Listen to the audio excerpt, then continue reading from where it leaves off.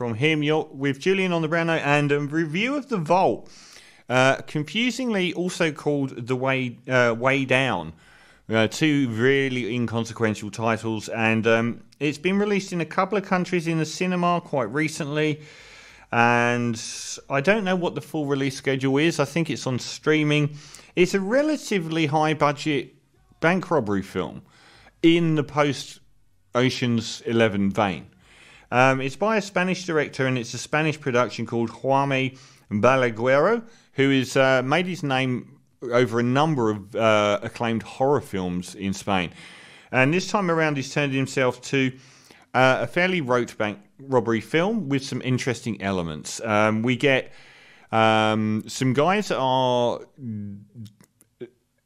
looking for galleons that sank in the 1600s off the coast of Spain, and they find one that Francis Drake has, I think, sunk, or it was his boat. And they raise up all the gold bullion, and the Spanish military, the Navy, are waiting and take it all off of them. The scavenger guy goes to the European Court of Human Rights to try and get it back as his property, and the government of Spain wins, keeping all his gold bullion. The kicker is, he wasn't really after all that gold. He was after 3 coins that Sir Francis Drake had put there, because Sir Francis Drake, many of these people that were great English heroes were kind of pirates. In fact, actually pirates a lot of the time. But he wanted to hide all his gold from the British Empire because he didn't trust them. So he buried unimaginable amounts of gold somewhere that no one knows about. And these 3 doubloons, I think they're called, point to the location. So he was never after all of this massive amount of gold. It was just these 3 coins to find an even bigger stash. The Spanish government hide all of this gold in the Bank of Madrid, or the Bank of Spain in Madrid, in a vault. And not only is the bank in Spain one of the most unbreakable buildings on earth, with the Spanish army literally across the street, the vault it is in is this famous vault that was created in the 1920s, and no one knows how to break it. That's when they bring in Freddie Highmore, who plays the good doctor, as a kid at Cambridge University who's a wonder kid and who rejects all job offers at the end of his time there. And the Sam Riley character, who is like the lead scavenger guy who goes off to find these shipwrecks, he entices him to become their genius, to work out how to crack the uncrackable vault, the hardest vault to get into in the world. A la sort of everything about it is so derivative, and it's got a lot of stick for the fact that even the characters themselves are so derivative of all of so many films that you've seen. So the team get together and they sort of try and brainstorm ways to get in the vault, overcome obstacles. Every single element of Ocean's 11 is here. Now, this is a film that has a number of flaws. The derivativeness of it and the lack of imagination in the writing is definitely front and center.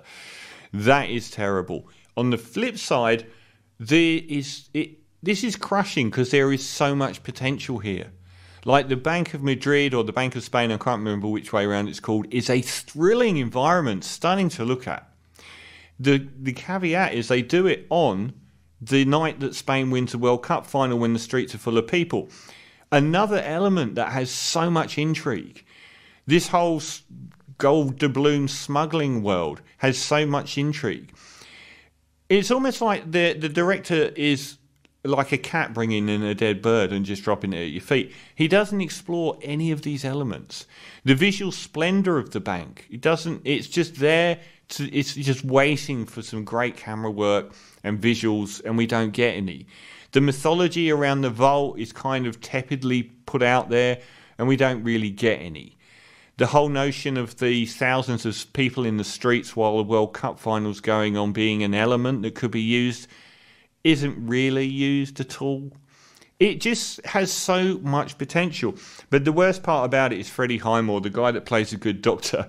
I will put my bank, which is nothing, on him not becoming a very successful lead actor. He plays this like the good doctor to such a degree, I was actually quite surprised they thought that he would be a good lead actor. He doesn't act much, and I imagine the acting here would be a poor to average version of the Good Doctor episode. He's not a leading man, and we get Astrid Berges Frisby, who is a Spanish actress and model who plays like the pickpocket. She is a woman. Now, the idea that this beautiful woman would be interested in the Freddie Highmore is so ludicrous. It is very destabilizing and uncomfortable to watch. They make him out to be this love interest for her, and she, for absolutely no reason God himself can work out, falls for him. And it is incredulous. And he comes across so much like a 12-year-old boy that when she kissed him, it made me really uncomfortable because it was like she was kissing a child. So that was really bad. They could do so much here. Famke Jensen, who I think is just gorgeous. I don't know why I said it like that. She was absolutely wonderful in the X-Men and in James Bond, that unforgettable role, but I just think she's gorgeous. She's in this with a British accent. She hasn't been in anything for years. She's got a really good British accent. She looks amazing. And if her and Sam Riley, who's excellent, were the leads, it would completely transform this movie. Instead of giving us Freddie Highmore and Astrid with zero chemistry, one like a young adult, the other like a young teen, and it just doesn't work. Sam Riley is actually really good, and we get a few seconds here and there of Famke Janssen, and you're just like, why not more? There's so much they could do with this film to make it brilliant, and it just isn't there. So when it gets into its groove, I actually found it quite entertaining. It just doesn't get there enough, and it leaves too much on the table that it didn't. No home runs for any of these really good ideas at all, really. So I'm going to have to say it's a sub 5 from me, sadly, which means I wouldn't recommend watching it at all. When it's good, which is about a third of the film, it's actually pretty entertaining, but it's probably not that good for more than half the film. So I'm going to give The Vault, or Way Down, a 4 out of 10. Shame.